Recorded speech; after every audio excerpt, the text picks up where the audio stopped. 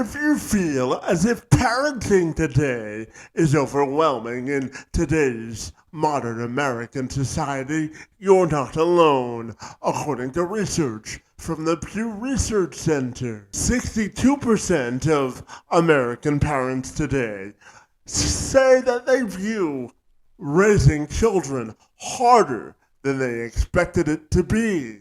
And meanwhile, between 70 and 74% of parents today believe that raising children is harder than it was 20 years ago. The center also indicates that nearly half, at 48% of American parents, feel stress and guilt.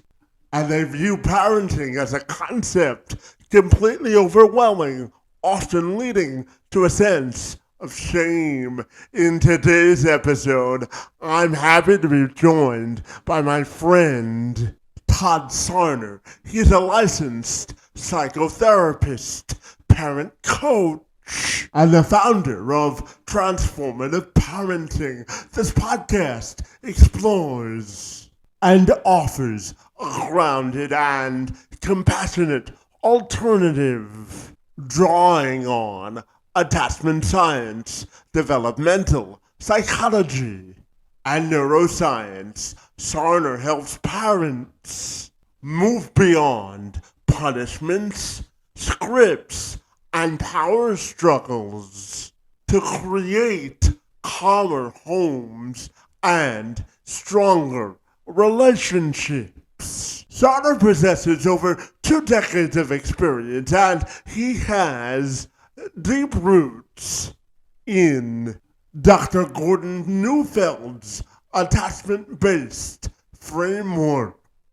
He invites parents to look beneath behaviors to fully understand what is behind their child's struggle as well as their own. This conversation is intended to support thoughtful and high-achieving parents who feel caught in the middle of becoming too harsh versus too passive, offering practical insights to building emotional steadiness, strengthening attachment, and responding to behavior in ways that really work. He's also got a book entitled The Calm and Connected Parent, which is intended to be an attachment-first guide for raising resilient children in a world shaped by stress, screens, and AI, while also assisting parents to feel more confident, capable, and connected along the way. I'm Kevin McShann. Let's have this conversation.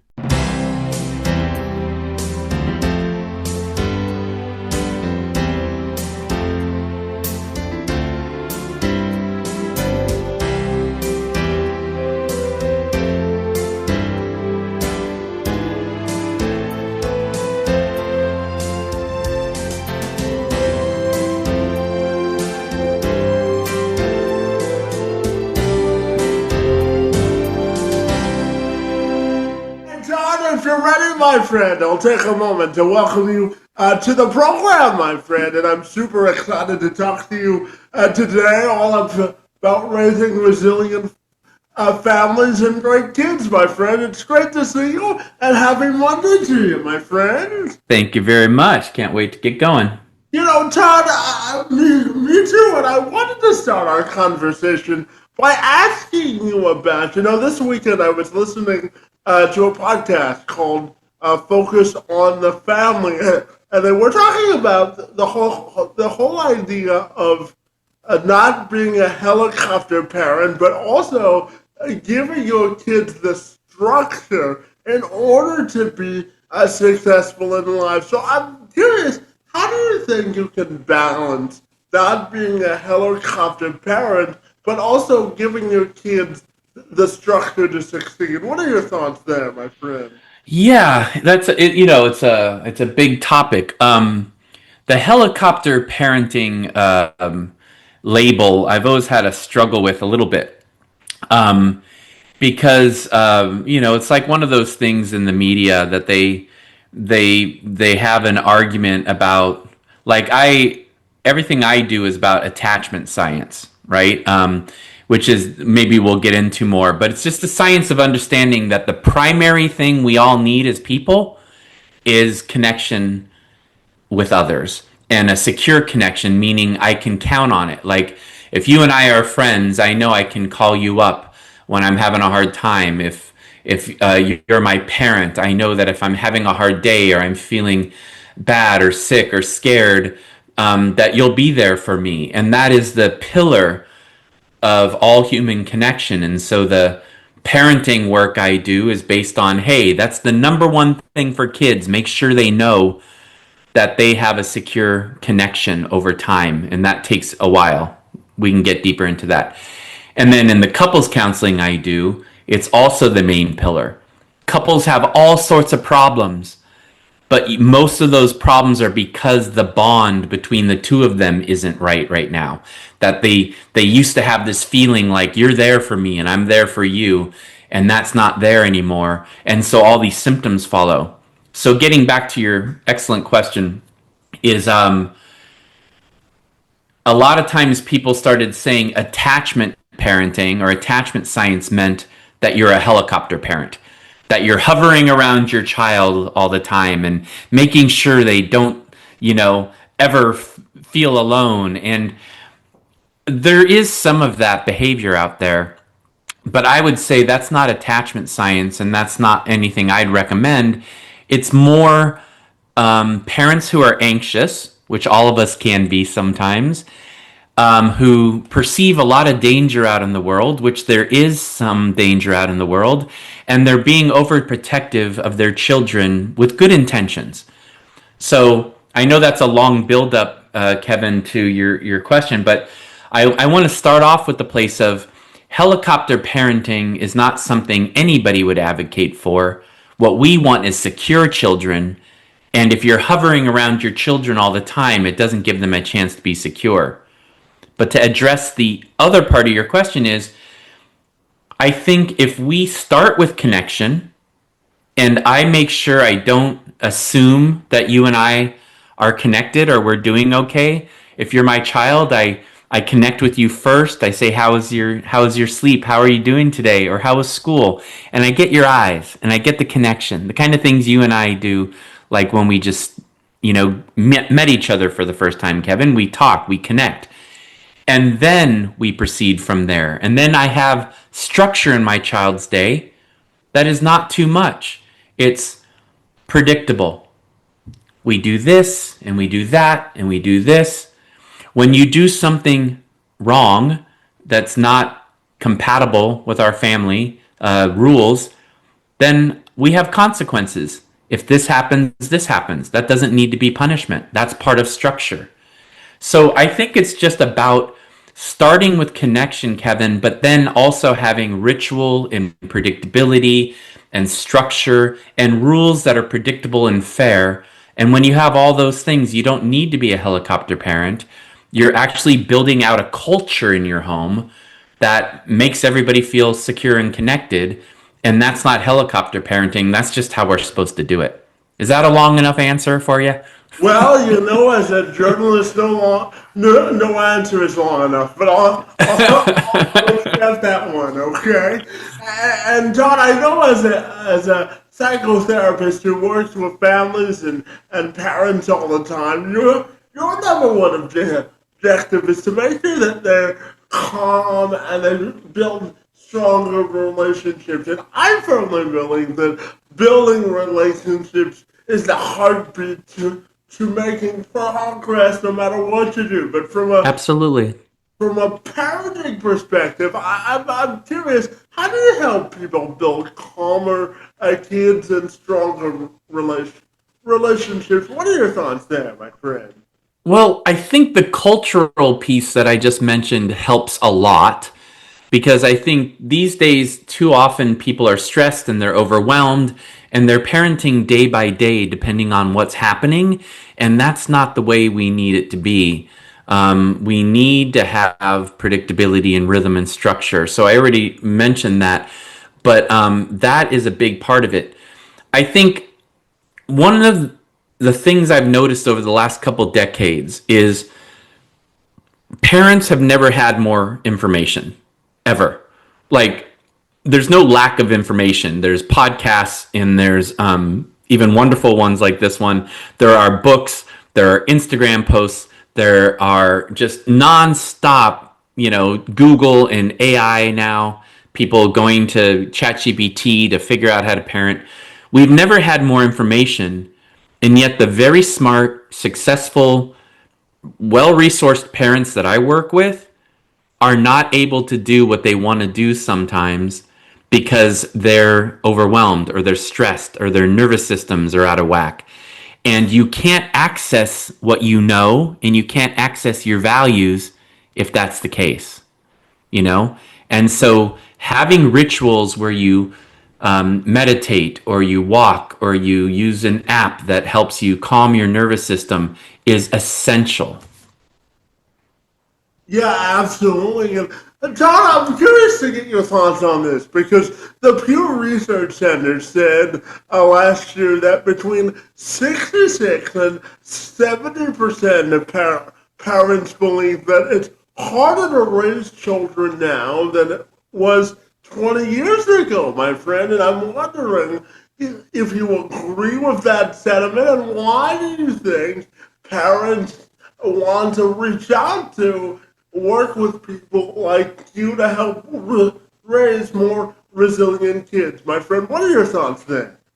Yeah, I mean, I think, I don't know if you're familiar with the book The Anxious Generation by Jonathan Haidt, that came out last year, and it made a lot of waves out there in the world. I have it here somewhere. I was just looking on my bookshelf. Um, he really points out that in the last 15 or so years, 20 years, but more concentrated since smartphones and social media became so predominant, I think one of the main factors now is screens and social media and smartphones. We see a huge spike in anxiety and depression symptoms and self-harm. And that's not just to, I'm very careful not to come across as I'm just demonizing these things across the board as all bad or something. I grew up in Silicon Valley, Kevin. I grew up in San Jose, California. I was there when Apple Computer was getting big. I was on a TV show for video games when I was 13 called Starcade. Don't look it up. It's very embarrassing. I was on the junior board of directors for a chain called Pizza Time Theater, which was like video games and pizza when I was the same age. I appreciate technology. There's so much I love about technology.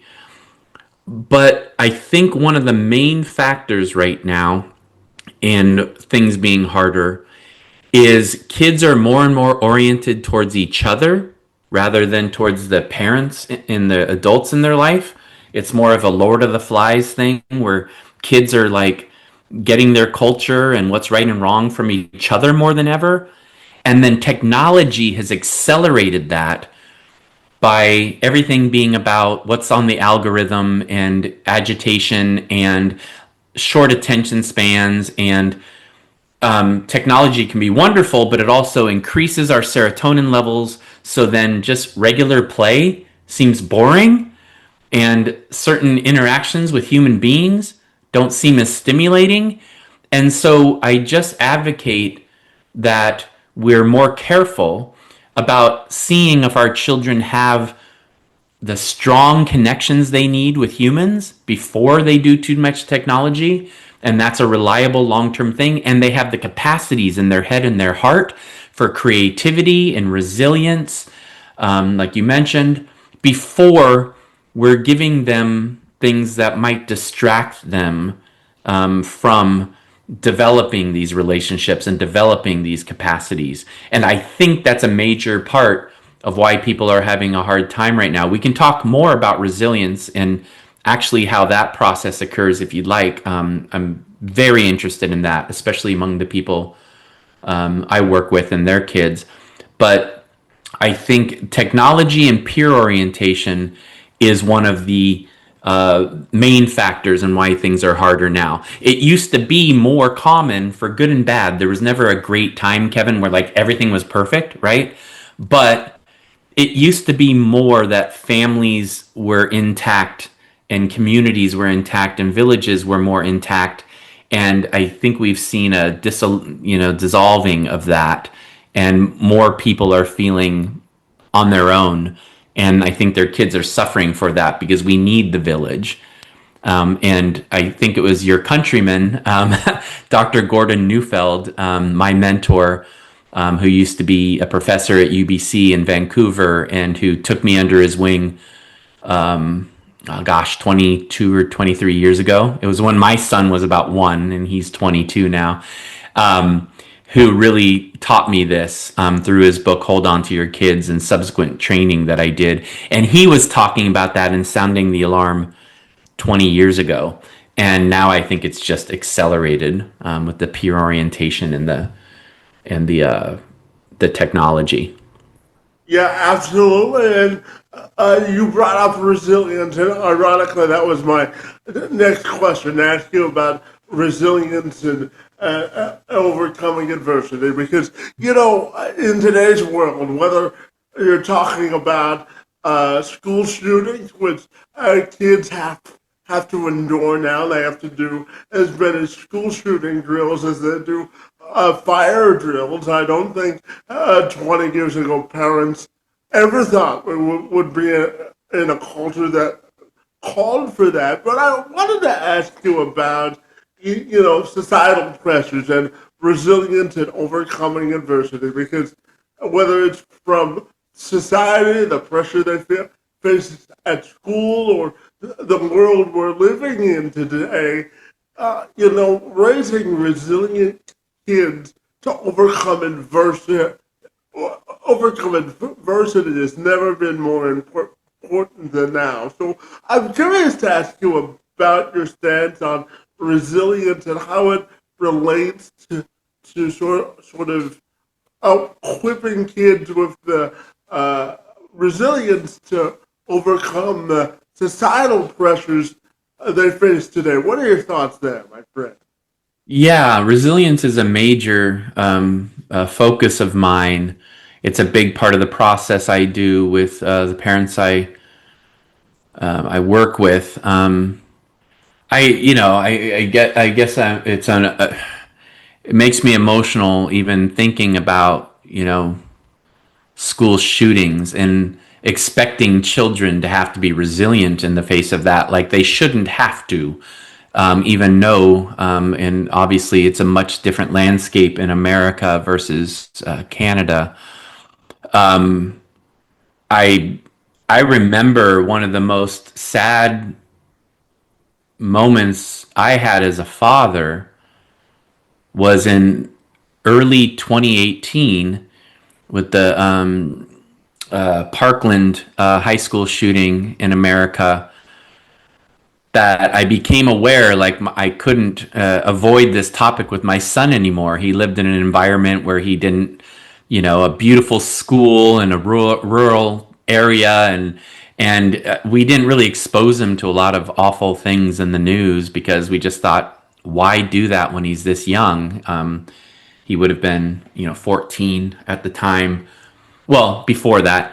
And then I remember just knowing he knew about this. He was hearing about it at school. And so I sat to talk to him about it. And it was like one of the saddest things ever. I said, hey, I know you're aware of this. We haven't talked a lot about it when you were growing up, when these things happened, because we just didn't think, how do you process that? It's just so wrong. And he said something to me that I still remember to this day. He's like, Dad, I guess when you and Mom were growing up, you guys didn't have to think about it, but it's just normal now. And that just floored me. that my son would say that, 8 years ago. Let's put that aside, as hard as it is, for a moment, because I just don't think kids should have to deal with those things. Let's talk about regular, everyday resilience, including in the face of tough things happening in the news, things like that. But also, one of the things that came up in a conversation I had with my son the other day, we went to a baseball game, and he was noting to me how very few of his friends from high school have clarity about their careers, and that things seem a little crazy with AI and what's going to happen. And that's going to require a lot of resilience. So my main thing about resilience is, and stick with me here, it might seem a roundabout way, but that we all have frustrating things in life. Everybody. And I've listened to some of your podcasts, and there's been some great stories on there, and personal stories of resilience. We all have things we can't change. We all have things we can't do. We all have things that happen to us that devastate us or affect us greatly or going on around us. And what we all have is an ability to tolerate that inside. That is a certain amount of stuff we can take that is frustrating to us. Does that make sense so far, Kevin? Absolutely, yeah. And then it's, what do you do with it? And I've heard you talk about your story, and like, what do you do with it? And it's not a moral or character judgment or anything. It's just there's a process inside that we can only take so much frustration before we get aggressive, before we get angry, before we get depressed, before we become sarcastic. And so the resilience process, in a developmental science kind of way, is understanding we all have frustration. Some people, you would look at theirs and go, why are they frustrated? They have it easy. Or these people have it really hard. Oh my gosh, I can't relate. But it's personal for all of us. And our ability to feel that frustration and feel difficult feelings and be able to like process them, and I say metabolize them, like food. Like, we take in what's good about it, we let go of what's not good about it, we move through it. That is the key to resilience. Does that again make sense so far? Yeah. Yeah. And so what I teach parents is that the key to resilience in their children, and sometimes parents who are just trying to be their kid's best friend, or their kids have everything in life, like a lot of my clients, the kids aren't ever made to feel frustration inside, right? Because their parents aren't saying no, or they just have everything taken care of. And that comes from a good intention. The parents are trying to be nice, great. But as parents, we need to recognize that our kids get frustrated.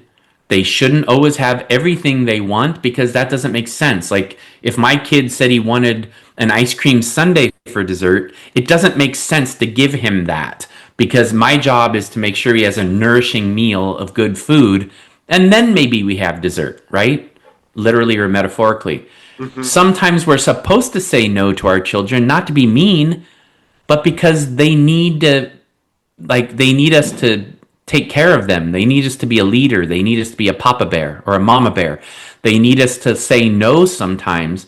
And the key to resilience day to day for most parents is recognizing where you need to say no to your child because it's the right thing, and then sticking with it and being clear and not being mean and not being a jerk, but just saying no and meaning it and conveying, hey, I love you, but no, you're not having ice cream for dinner. I love you, but no, you're not going and playing video games until you finish your homework. I'm not mad at you. I'm not punishing you. We do our homework before we do video games, right? And so having consequences that make sense about behavior and setting limits when our kids are feeling frustrated, that helps them feel their feelings, that helps them metabolize their feelings. If I do it with firm, clear boundaries and also compassion, that helps them feel their feelings and get them out. And a lot of times that means they'll have a good cry. And that's the resilience process. I build up this muscle inside of being able to feel my feelings, being able to ride them through, And then on the other side, how does it feel, Kevin? What does it feel like when you just let it all out and you cry and you get it off your chest, or you just accept something, I can't change it? You have a clarity, you have a Yeah. peace, you're resilient, you come up with new ideas.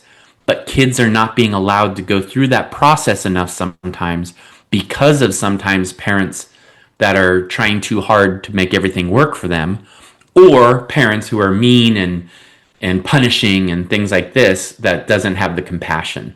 I hope that made sense as an answer, but that's the core of it to me. Yeah, absolutely. And on the opposite side of that spectrum, Todd, I'm also curious to ask you about how do you develop trust in your kids? Because eventually you're going to have to uh, let them away from the umbilical cord, right? And hope that you've given them enough sort of air in their wings in order for them to fly. So, in your opinion, based on what you just said and our discussion up to this point, how do you develop trust in your kids and really trust in that your ability as a parent has given them the tools to succeed in society? What are your thoughts there, my friend? Oh, that's hard for any of us, right? Because, and I've seen this so much in parents that I know as their kids become 18, 19, 20, get into the early 20s. And our job has been for at least 18 years. My job is to keep this human being alive. My job is to prepare them for the world. My job is to keep them safe. And my job is to, help them feel connected. And it's really hard going from that being your everyday job to letting go of it. So a lot of times it's about us as parents understanding that, hey, we do need to give them some space and give them the opportunity to grow. And I could probably talk about that question for hours. Related to some of the things I've said, I think our job is to help them feel secure inside so they naturally gravitate towards healthy people who have good boundaries. And if you have that inside, you naturally do that. And my job is to keep an eye on these different maturity processes.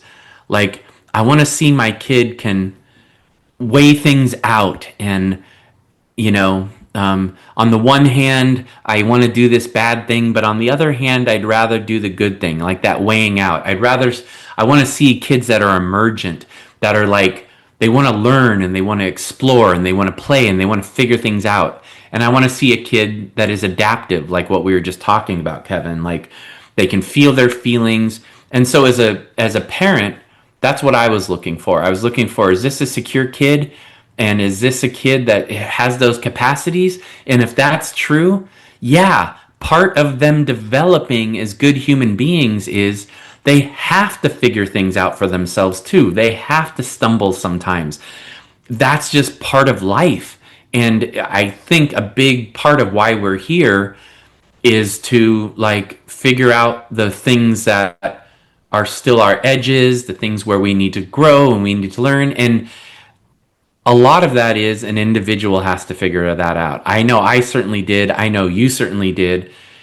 And we talk so much sometimes, Kevin, about what's wrong in the world and how kids are dealing with a lot of struggles. And I hear people just saying, oh, the Gen Z or the Gen whatever.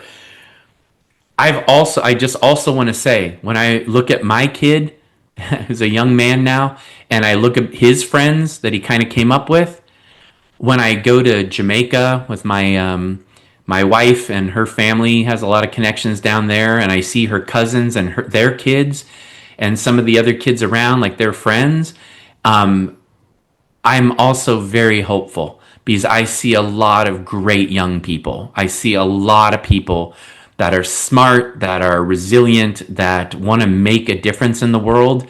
And I think so often when we talk about what's wrong, we also might not take enough space going, there are some awesome young people out here and they give me a lot of hope. But it just makes me more motivated as a coach and as a psychotherapist. Let's keep doing this. Let's keep finding pathways for parents to be the answer that their kids need so we can grow like so many more healthy, well attached kids who become young people with great capacities because our world needs that. And I think most of the issues that we see in the world can be traced in some way to the way we raise our kids, you know?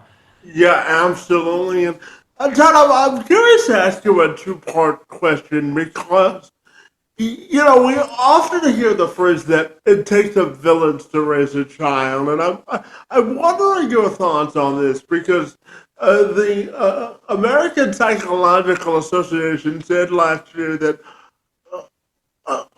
as many as 46% of psychologists are noticing an increase with parents when it comes to wanting a child psychologist or psychotherapist to help them along their parenting journey. So I'm curious to get your thoughts on those findings and the role you think educators have to play in helping parents really be a positive influence on raising their kids. What are your thoughts there, my friend?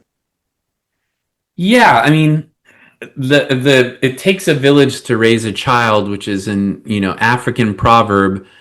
It drove me a little nuts to see it become controversial in America. I don't know what it was like up in Canada, but Hillary Clinton, President Clinton's wife, and then Secretary of State and ambassador. Was she an ambassador? She's a very polarizing figure in America, and whatever you think about her, she put out a book in the '90s that was called "It Takes a Village to Raise a Child." And all these people were up in arms, usually, her political opponents, and said, it doesn't take a village, it takes a family, it takes parents. And it's just kind of infuriating to me to think that those are opposing things because they're not.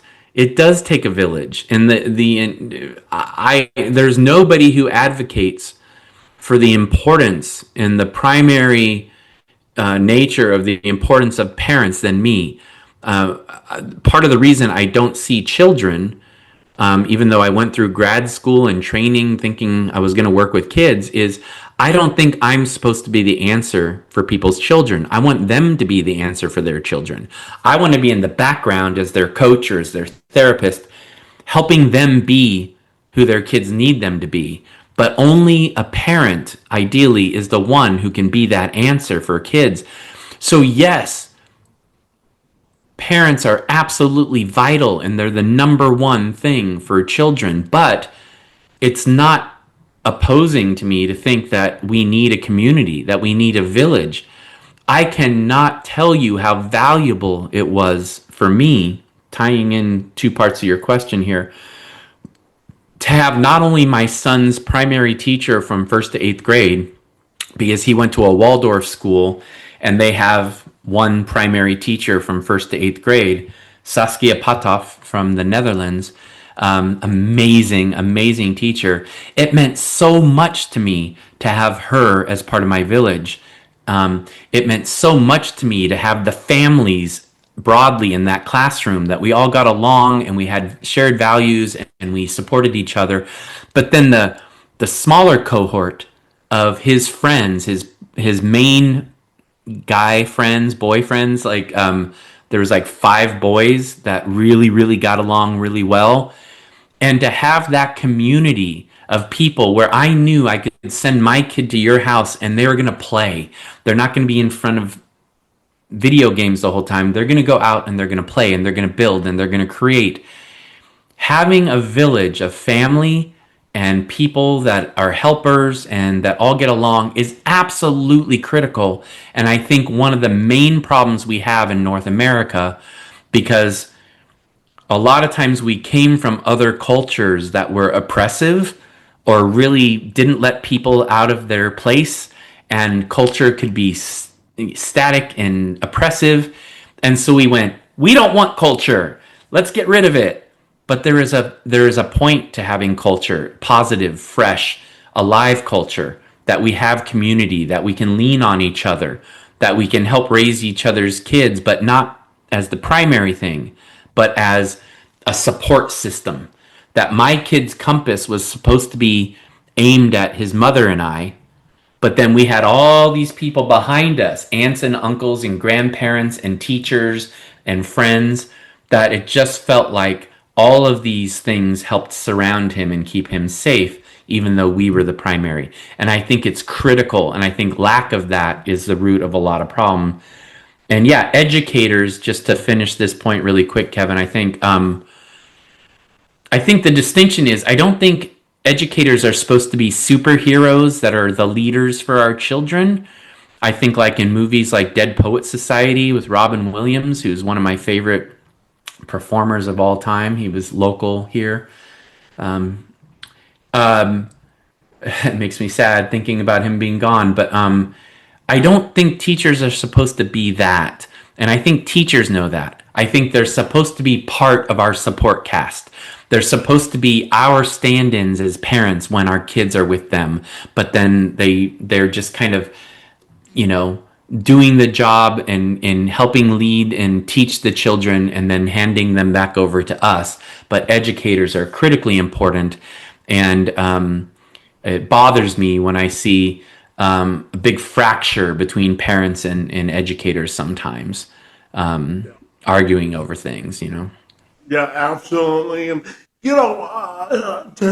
Todd, for better or for worse, we live in a capitalist society. And, the National Institute of Health, they did a study in 2025 that found that 66% of parents are worried about financial issues impacting the way they raise their kids today and their perception of how their kids are going to view them, my friends. So how do you think financial issues can impact the way we're perceived or the way we choose to raise our kids? What are your thoughts there, my friend?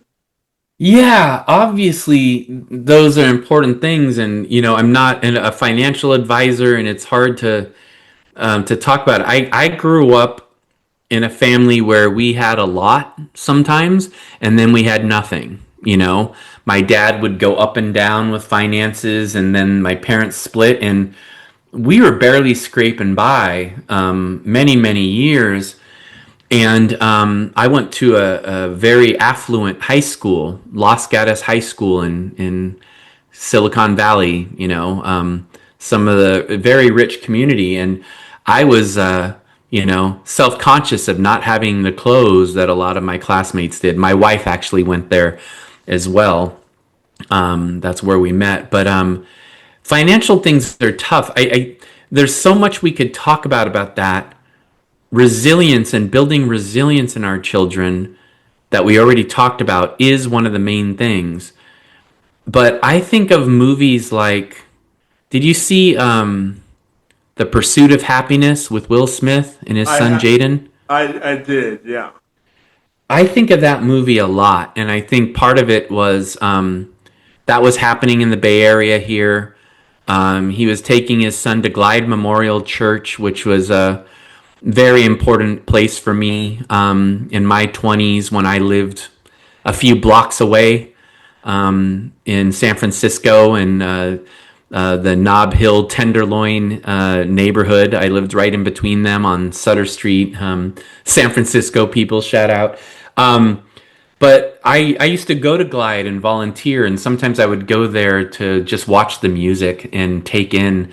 But seeing that movie and seeing how Will Smith as Chris Gardner, real person who became a billionaire, was making his child feel safe and making his child feel loved despite what was going on around them is a deeply important message that no matter what your economic situation is, and I do not take away from those challenges at all, because again, maybe I haven't been in deep poverty the way that some people do, but I have been where we're like, where's the next meal coming from? I've been there, not to compare, but a parent being a steady, calm influence that not only conveys the message, no matter what's going on around us, you are loved, and a parent that focuses on resilience, and and a parent that focuses on what we call bridging,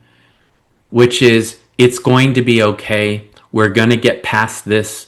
We're going to find a better future. We're going to work towards it. Bridging is something we do for day to day feelings of connection while we're apart. Like, I will see you after school and I'll be thinking of you all day. It helps the child think forward to being back together. But bridging is also for times are hard right now. And sometimes we don't know how the day is going to go and we don't know where that next meal is coming from.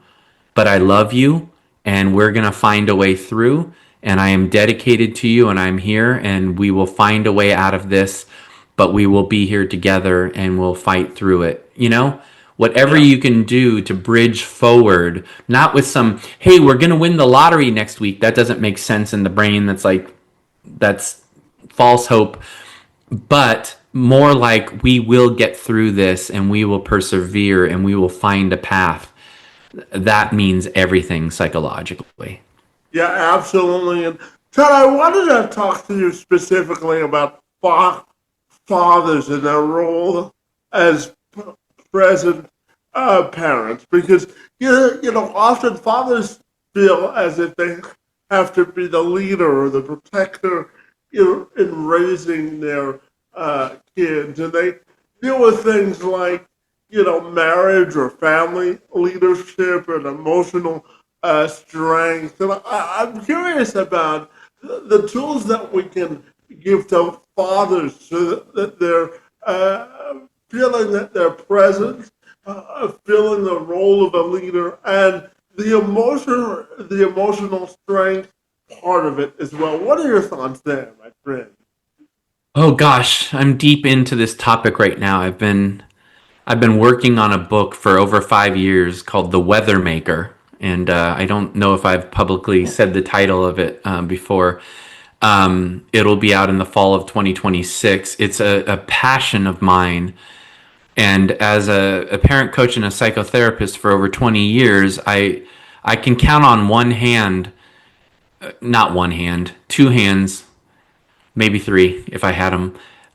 The in over 2,000 clients, how many times a father called me first as opposed to a mother? Because usually a mother has been deemed by society to be the head parent or the one that is passionate about it, so they call me. But as a dad and as somebody who's worked with hundreds and hundreds and hundreds of dads at this point, I've always been fascinated because I think a lot is pointed out, Kevin, today about how men fall short. A lot is pointed out about toxic masculinity, which is awful, and things that men do sometimes. And sometimes in media, men are just portrayed as dummies who don't know what they're doing. And I totally understand sometimes frustrations. I absolutely understand when people point out toxic things and label them as wrong. But I think what's also happened is men are more confused now about what their actual role is and what a positive masculinity is, and the importance, that should be placed on their role is, I think a lot of times these days, I'm not actually working with a lot of dads who are jerks or macho, so-and-sos. I'm working with a lot of dads who are kind of doing really well in the world, and they have like what I call the executive operating system that helps them succeed in the corporate world, like a lot of people that Kevin, or that you've worked with or you've spoken to. Mm-hmm. But then they come home and that operating system doesn't work at home because it's not the same. It's not the same requirements. It's not the same capacities. It's not logic based entirely or goal based. It's emotional intelligence. And so I think I think a lot of men are deferring to their wives and like, okay, what should I do? And what did you read in the book? And I think what's called for, and you might have to remind me of your question because it brings up so much in my head, but is what I think we need is a new positive masculine movement that I think there's a big hole. There's the manosphere with all this kind of dumb stuff going on, and sometimes really destructive and hateful stuff going on, and sometimes just ignorant stuff going on. And then there's passive dads who are, I don't know, what should I do? I think there's a middle ground of positive masculinity. And to me, honestly, that's not about gender per se. It's about positive masculine in anyone is leadership, regulation, um, protecting, leading, And I think we need to empower men with the understanding that your job is not to be powerful over your wife or over your children like a dictator. Your job is just to be a good positive leader and being able to scan the landscape a little bit more, see what the needs are, meet those needs in a proactive way, work positively with your wife so she's not managing you and having to tell you what to do, but she can be great and positive and badass in what she does, but you also find the things that you can do and that you're working together as a team and that you have a strong marriage. And so maybe you have a follow-up because maybe I'm missing part of your question, because again, I have a lot of thoughts about this right now. But that's what I'm thinking the most is there was a time, let's say America, because I'm less familiar with Canada, that guys were the macho, not really involved in parenting. They go work all day. They drink their scotch and have their cigar, and they, spank their kids. And then it became the opposite of, going the other way. I think it's time to find that good middle path with positive masculinity, that takes care of himself, takes care of his marriage, and takes a leadership role with the kids in a way that's not over his wife, but cooperating and helpful, in doing his part. And yeah.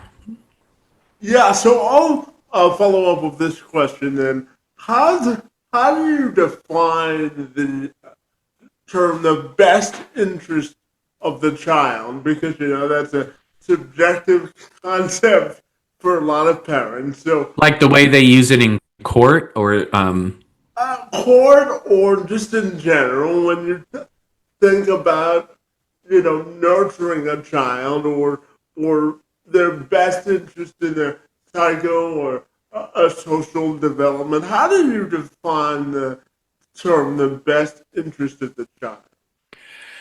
yeah, it's a loaded phrase. And when I hear it, Kevin, I usually think of court related things. And then even then, it's subjective. It's one judge thinks this, and one social worker thinks that, and another therapist thinks this, and one state has these laws saying what the best interest of the child is, and this province has a different standard.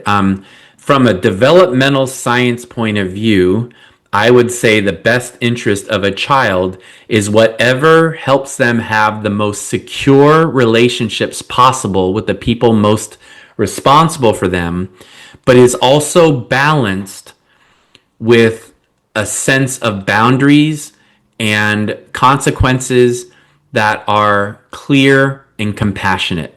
And that front end of connection and that back end of holding space and boundaries and teaching of cause and effect that helps them feel safe and where their world is. Don't you like it when you know where you stand with a person rather than it being ambivalent, right?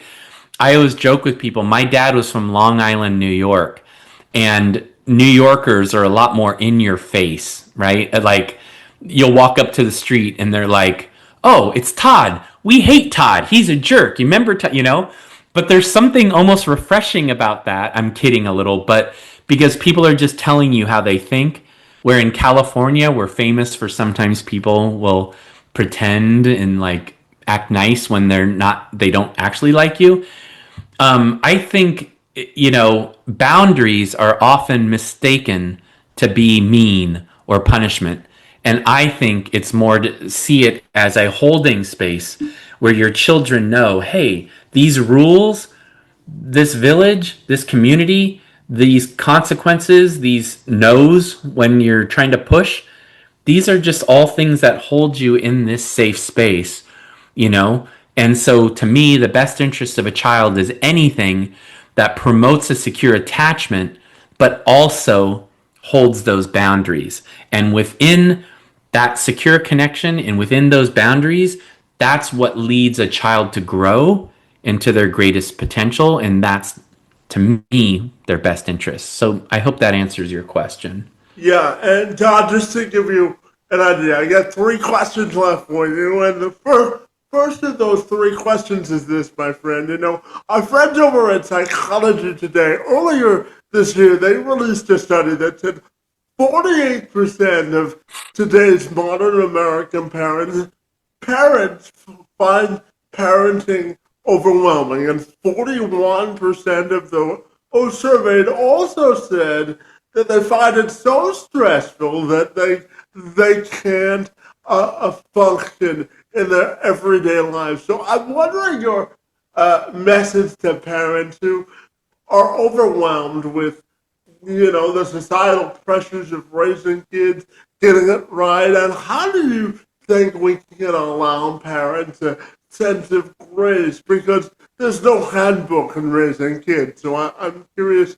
Of course not. Yeah. There, my friend. Yeah, the grace one is a big one. But I guess to answer that, I would add one component that we haven't talked about, but then I'd mention two others that we have as things that go together to help address stress and overwhelm of parenting. The new element would be that it is absolutely positively critical that you have, I did mention this in passing, but that you have rituals and self-care, predictable self-care rituals where you are.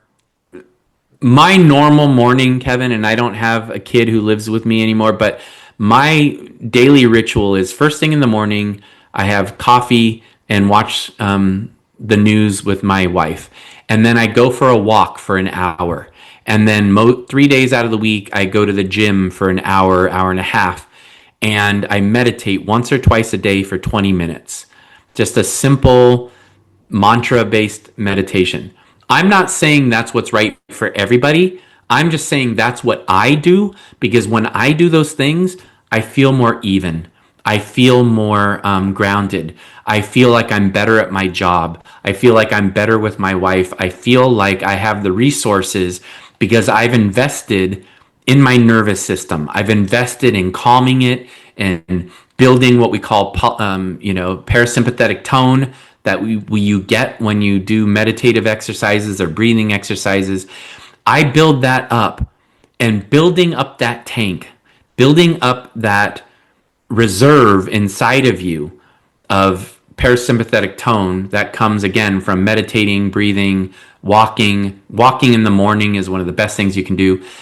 That is absolutely critical, because if you don't have a practice for yourself that builds up that tone, you're borrowing on an empty tank all the time. And so everything is going to be more stressful. Everything is going to be more overwhelming, right? So the cliche that they mention in talks and books and things all the time, right, is, and I know you've heard it, is like when you're on the airplane, you're supposed to put on your mask first before you put on your child's mask. Mm-hmm. That's how I encourage parents to look at this question, because I think so many good parents out there are kind of acting like martyrs. They're like, I have to give everything and not do anything for myself, for my kids, because I want to be a good parent. Well, that's a nice intention. It's beautiful. But if you don't have anything in your tank, you cannot be the parent you want to be. Mm-hmm. Parenting requires resources and parasympathetic tone, and it requires generosity. And if you don't have that in you, no matter what you say, it's not going to land as well. So that's the number one thing I'd say. I won't go back into the other things. I'll just mention them. Having a village and having rhythm and structure and ritual are also things that are meant to take away from the stress and the overwhelm. And the grace might be a question that's above my pay grade. But most people, Kevin, if you were like, hey, what would you say to your best friend if they were having these problems with their kids? What would you say to your best friend who said they sucked as a parent? and they were doing everything wrong and they were afraid they were screwing up their kids, most people would say to their best friend, hey, you're doing your best. If you're doing something wrong that you don't like over and over again, you should really do something about that. Meditate, see a professional, take a class, read a great book like The Calm and Connected Parent by Todd Sarner. See what I did there? Absolutely. Kidding. No, not kidding. But you would say that to your best friend. You would say that to someone you love. You'd say, hey, if you're doing something you don't like and your conscience says that's bad, figure that problem out. But otherwise, you're doing your best. And that's all you can do. Your kids do not need a perfect parent. They do not. It wouldn't be good for them to have a perfect parent. It would not prepare them for the world. They need a parent who cares, a parent who repairs when they make a mistake, and a parent who is dedicated to just moving in the right direction as far as learning and becoming who their child needs them to be. And so if you would show that grace and that compassion to anyone else, maybe show it to yourself as well, and have support around you. Listen to amazing podcasts like Kevin's that inspire you to be the best you can be. Find other mentors and lights to follow, but that compassion that you'd want to have for anyone else, have that for yourself. Yeah. And Todd, I've got two questions left. And the first of those two questions is this. I want to have you imagine that I've asked you to speak in front of 1,000 new parents and parents that have been in the game for a couple of years. And I wanted your perspective on, planning for tomorrow. There's a reason I chose this background for this podcast. And, as a parent, you can't always plan for tomorrow because, parenting is unpredictable. But I'm curious, what would be your message to parents about successful parenting if they're just in the game, or if they've been in the game for a while and they feel like they may have fallen off the horse or their kids aren't listening to them anymore? So what are your thoughts on planning for tomorrow as a parent? What are your thoughts there, my friend?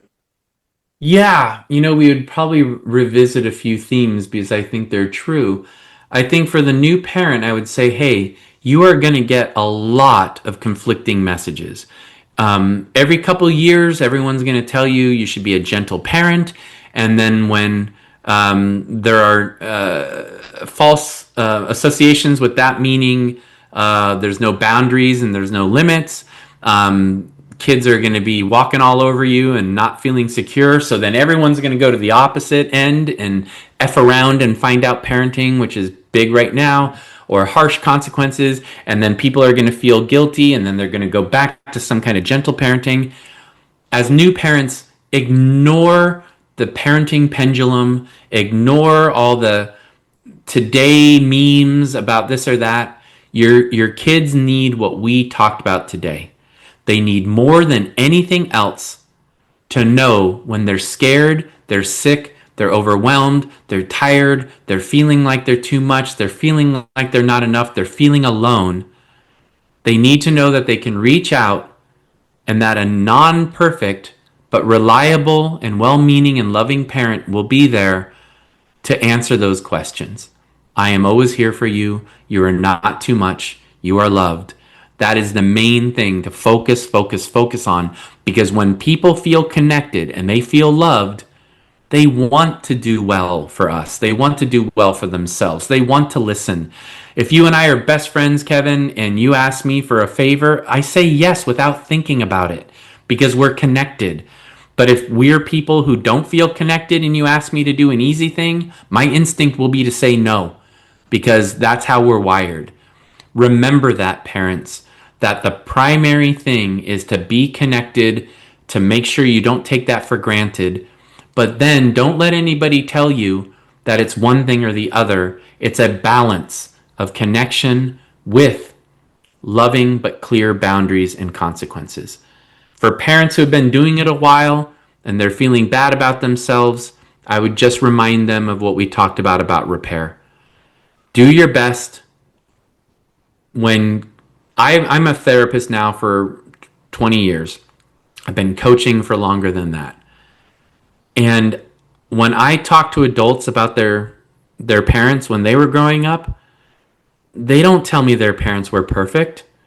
And they almost always tell me, yeah, my parent did this time, or they screwed up with this or that. But what I really love is when I hear, but you know what? They always tried and they always showed up. And even if they made mistakes, I felt loved. That's that's the goal. And that's if you've been doing it for a while and you feel bad, when you make a mistake with a human being, repair it. Don't blame it on them. Don't blame it on the situation. Kevin, I said something that hurt your feelings. I'm sorry. You don't deserve that. I want to be a better parent to you. I want to be a better friend to you, and I'm gonna get on that. That's not incompatible with boundaries. You can still set a boundary, but when you make a mistake, just repair it and then move forward. But your kids just need you to walk in the right direction. So if you've made mistakes, just forgive yourself and keep going. Yeah, and because you inspired me to ask a follow up, I'm going to ask one final follow up before I ask you my last question. And that is this, my friend. You know, as hard as we try, parents don't always stay together. So if they go through a divorce or a separation, and they both agree they want to keep the kid at the center, or their kids at the center of what's important during the separation. What's your message to divorced parents to make sure that their kids can still grow up happy and thriving? What are your thoughts there, my friend?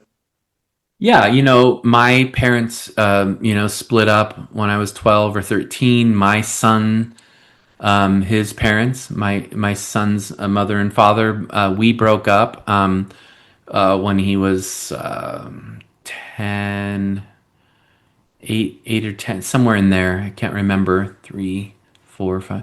Yeah, like 8, 9 years old. And it was hard. It was one of the hardest things to go through as a kid. But then to say to my son, hey, mom and I aren't going to live together anymore. I guess I'd start with the place that I've worked with 2,300 families at this point, and hundreds of them have been divorced families. And whether parents are together or not, the same issues can occur. You cannot be on the same page about how to parent. One of the most common things I see is polarization, which usually is one parent, because they're having problems with their kids, one parent is saying, we need to connect with them more. They need more of our time and our attention. And the other parent with the same situation, usually the dad, says, they need more boundaries. They need more limits. They're spoiled. They need more discipline. And because both of them are usually right, they do need connection, but they also need the back end that I've talked about. They need both. They just need them balanced, and they need them done in the right way. But even parents who are together polarize, and one of them gets really strongly only talking about the connection, and one of them gets really strongly only talking about discipline, and they polarize like people do in politics. I hope that makes sense. Mm-hmm. So when people divorce, I just find that that's worse, usually. It can be a lot worse. And because they're playing out their feelings about things not working out with them, they get like, I'm just going to be the good parent, or I'm going to be the tougher parent, and they lose the thread. It is very important that you put aside your ego. It is very important that you put aside your insistence that your part is right and talking bad about the other. If for no other reason, I mean, we should all want that, to be a good person and to honor the relationship we had that was important enough that we got married to the person. But if for no other reason, focus on what your kids need. Kids need a compass point. They need something to orient to. And if one parent's doing this and one parent's doing that in divorce, it keeps the kids confused, and it's bad for them, and it's bad for you too. You need to get on the same page. Put aside your stuff, get on the same page about connection, get on the same page about how to do consequences. If you don't do homework, you don't do screens. If you don't, if you act up at dinner, that means you have less time to do that thing. If you're yelling in the car, we pull over the car. Get on the same page about those things and do not shy away from setting firm but loving limits. So, in a way, Kevin, it's the same for parents who are together or not together. I just think that it gets worse sometimes with parents of divorce. It does not help you to keep a ongoing feud going with your ex because you have hard feelings. Do everything you can, even if you need to get a parenting coordinator, a mediator, a parenting coach, somebody to help get you guys on the same page. But make an investment in that because you don't want to put your kid in the middle of those things. Yeah, the whole idea of the best interest of the child starts when you're all on the same page, right? Yeah. Yep. Yep. Absolutely. And Todd, my final question for you today has to do with your own personal and professional legacy, my friend.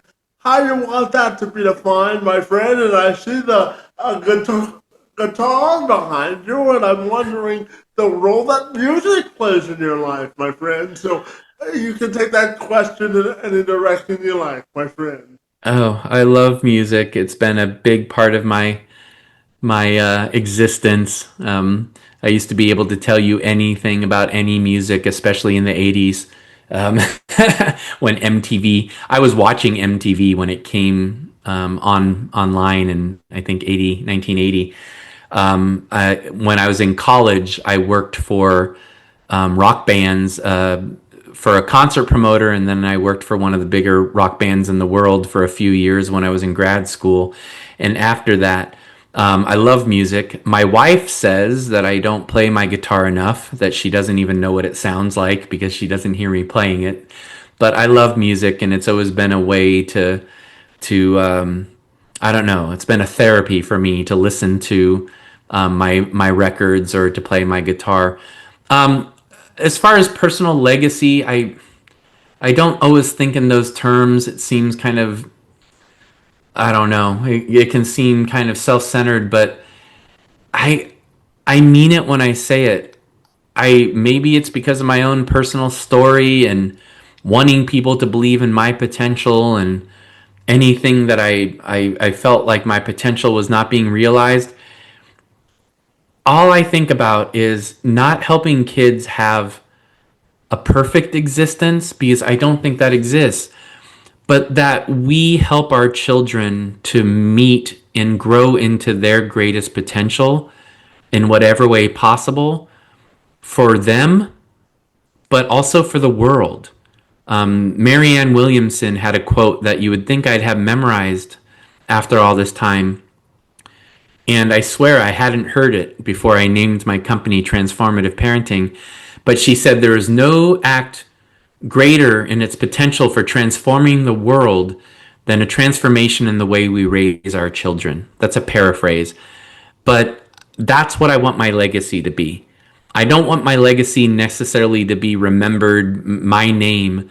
I would like my legacy to be that hundreds or thousands of kids out there might have grown into their potential just a little bit more, maybe, because I kind of walked alongside their parents for a while and helped remind them of what maybe they knew inside, that their kids need them, that they are the answer for their kids, and that parenting is about unleashing this potential. And if anyone remembers me as somebody who was helpful in that in any way, I will be a happy, happy person. Yeah, absolutely. And finally, Todd, tell me if people want to get connected with you or transformative parenting, my friend, what's the best way they can do that? I try to put as much stuff out there as I can. Transformativeparenting.com should be the central hub for finding links and things. I really love the YouTube channel, Transformative Parenting with Todd. I haven't produced a new one in a little bit, but I have a whole bunch I'm working on where I answer some of the top questions that I get from people. I have Substack now, which I'm very excited about because I used to put out writing and I wouldn't get feedback and I didn't know if it was working. I love Substack. And I'm going to have a Substack. I have a Substack for The Weathermaker, which is my father's work. And I have a Substack for Transformative Parenting and the Calm and Connected Parenting work. So those are all ways. And if people want to work with me personally, I have very few slots. I can only work with a few people at a time. But we have a website, masterclassforparents.com, that people can watch a 20-minute introduction to the work. And if they feel like they might want personal hands-on kind of work with us, that's the best place to go, because we have to kind of do an application process for that. Absolutely. Well, Todd, I know how busy you are, and I know how big of a transformation you're making in the parenting and raising kids space. So I want to thank you for the privilege of your time and for engaging in conversation with me about raising resilient, calm, and confident kids and parents. My friend, your work in the space and time on my behalf is most appreciated, and I want to thank you for being here today, my friend. The privilege is mine, Kevin. I really appreciated the conversation, and genuinely from the bottom of my heart, thank you for the light that you put out into the world and the good work you're doing in these great conversations. I've listened to several, and I'm going to listen to some more. We need it. We need more. We need more light. And thank you for doing all the positive work you do.